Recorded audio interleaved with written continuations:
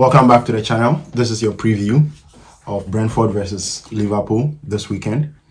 And after hearing from the manager at his press conference, it looks like Alexander Isak and Gravenberg are a bit 50-50. They might be ready to play, but at the same time, they might not.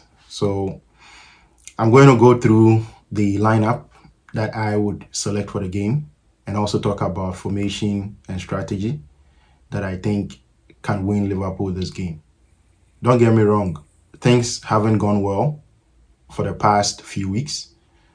We just bounced back against Eintracht Frankfurt, but I still saw some traces of the weaknesses that we've displayed from the start of the season. So we need to be on our game for this particular fixture against Brentford. The play style that we are going to face is going to be different from what we faced against Frankfurt. For me, I think one thing that really worked for us against Frankfurt was the fact that they tried to play from the back. And because of that, we were able to press them. Brentford are not going to be the same. They are not going to play from the back. They are going to try and keep the ball in the air as frequently as possible because they know that that is a potential weakness for Liverpool. So we also need to be ready for the long balls. For me, I would even say that pressing Brentford in this game, trying to win the ball high up the field, is not really going to help us. We might be better off staying in the mid block and getting ourselves ready to win the second balls from the long balls that they are going to place, because they are not really going to try and play from the back, because they know if they do that, we are going to smash them. They are going to get more than 3 goals against them. So that is what I think would happen. So in terms of my lineup for this game, I would go with something very similar to the Frankfurt game. I'll go with a 4-4-2 formation. But I'll talk about some of the strategies that I think we should play even though it's a 4-4-2. I would actually say that it's more of a dynamic 4-4-2 that is going to help us win this game. A dynamic 4-4-2 in the sense that we could play a 4-4-2 out of possession, but in possession, we could make it sort of a 3-5-2 formation. So let's go through the lineup. So in goal is Georgi Mamadashvili. I don't think he's done anything that raises our eyebrows when you think of the games that he's played since Alisson got injured. He's done fairly well, although in certain moments you would expect him to do more. For example, against Manchester United, the first goal Brian Mbeumo scored, I think he should have done better. He could have come out a bit earlier to close the space. But at the same time, that is not something that you would really say it was a mistake from the goalie. In terms of his ball playing from the back, it hasn't been perfect. But I wouldn't say Alisson was a goalkeeper who plays the ball with his feet perfectly either. So we can't really judge him on the way he's played with his feet so far. I think it's okay. He doesn't go long very much. He tries to play the short pass to help us build from the back. And I am completely okay with that, as long as he doesn't dwell on the ball too much and try to over-elaborate at the back. I think he's been okay so far. So George Mamadashvili will go in post. My back four, I'll play Joe Gomez at the right back. I'll have Virgil van Dijk and Konate at centre back. Konate has played a lot of games back to back. He hasn't really gotten a rest.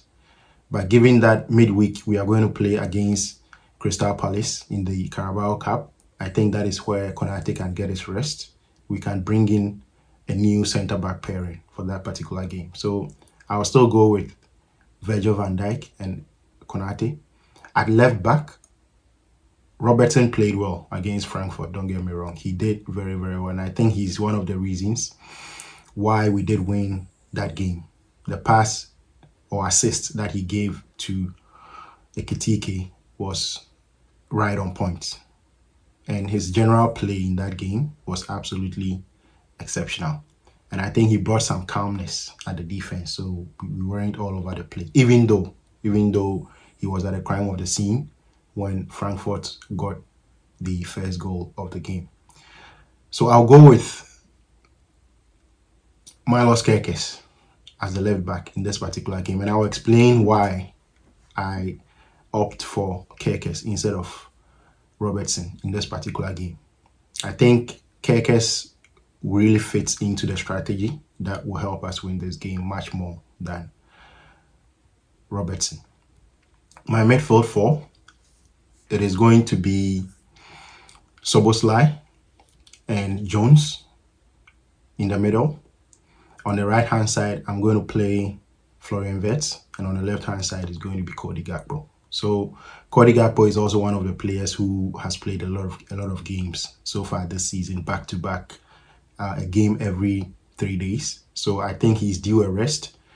But similar to what I said earlier on, given that we have a midweek game in the Carabao Cup, I think Cody Gakpo can get a rest.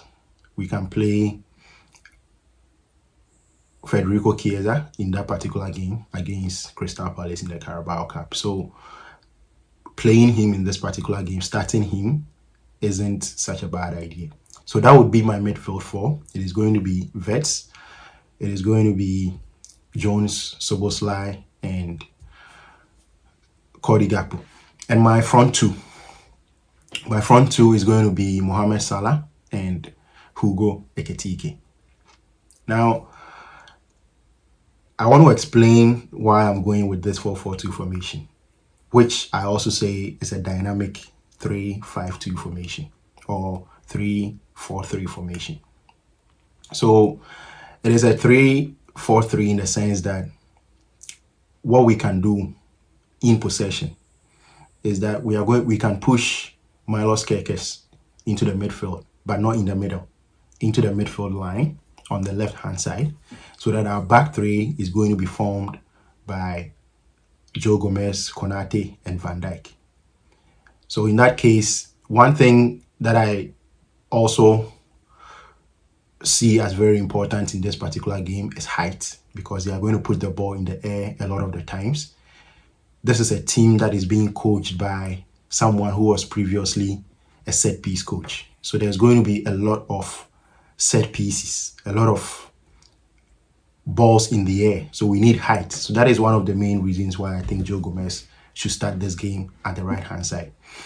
And so if we have the ball, we can play a 3-back with Joe Gomez, Konate, and Van Dijk, so that our midfield is going to be Jones and Soboslai right in the middle, trying to build up the play.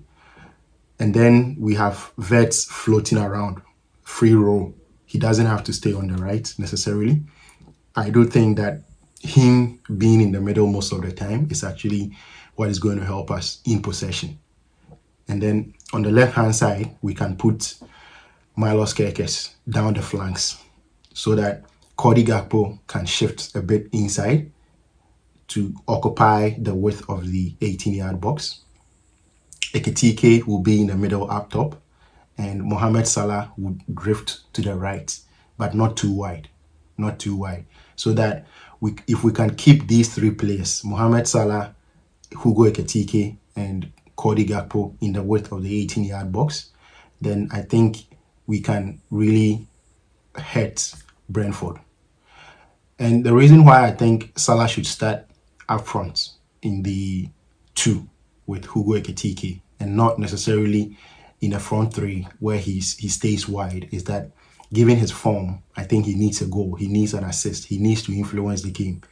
And I think the best way to do that for Mohamed Salah is to put him close to the goal. So if we put him very close to Hugo Ekitike on the width of the 18-yard box, then I think that we can really help him to get his goal. In that case, given that we are playing Gomez on the right-hand side, I wouldn't expect a lot of overlapping runs on the right-hand side. On the left-hand side, we are okay because it is Milos Kerkez playing with Cody Gakpo on that left-hand side. So Kekes can provide some width. He can also do underlaps and provide inside runs. So I think we are good on that side. On the right hand side, because Salah is not holding the width, he's going to be very close to the 18-yard box. I expect that the midfielders would be the ones to provide the width and to also provide deep runs to provide space for Salah to exploit. So I expect that Florian Wirtz will drift to the right a lot more than he does in this particular game, even though he's playing a free role. Soboslai could also do that job, provide deep runs, hold the width, form triangles on the right-hand side with himself, Soboslai, Florian Wirtz, and Mohamed Salah on the right-hand side so that we can overload them when we are trying to attack and force the play. So I think this would be my strategy for this game. I choose this strategy because I feel sometimes we start the game with a 4-2-3-1 formation.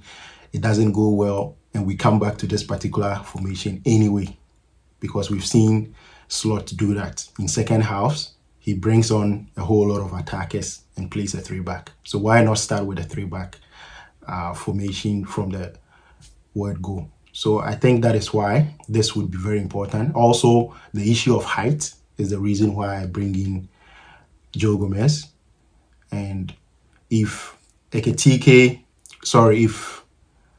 Gravenberg and Isak are 50-50, then I think it is better we play them from the bench or we give them a rest for this particular game and bring them in against Crystal Palace in midweek.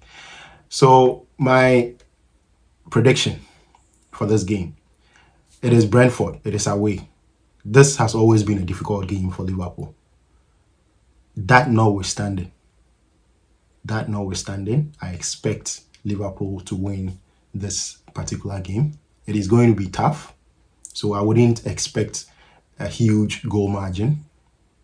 So I'm going to go for a 3-1 win for Liverpool, a 2-goal margin. But I still expect that Liverpool will concede because our defense hasn't been good enough. Although I think this midfield three of Soboslai, Jones, and Wirtz is much better. It gives us better balance in terms of building up the play in possession and also out of possession. The energy in there is what we need to be able to prevent counter-attacks and all that. Another thing, the last thing that I'm going to say about the transition plays that Liverpool have been conceding is that the press from the front, the way we press from the front hasn't been good enough, and that is why teams have been able to use long balls to exploit our defense. But one way to stop the long balls is to press well, to be in a coordinated press. If we can press well, the opposing team wouldn't have the chance to even raise their heads and give the long pass. If they are under pressure, they will be forced to play something they don't want to play. They wouldn't be able to raise up their heads and give an accurate long pass. So the press is very important. The energy up front is very important. And with the exception of Mohamed Salah, who is not necessarily someone who engages in intensive high presses, I think all over the team, we have the energy to be able to press them if the need be. So I'll go with this particular formation.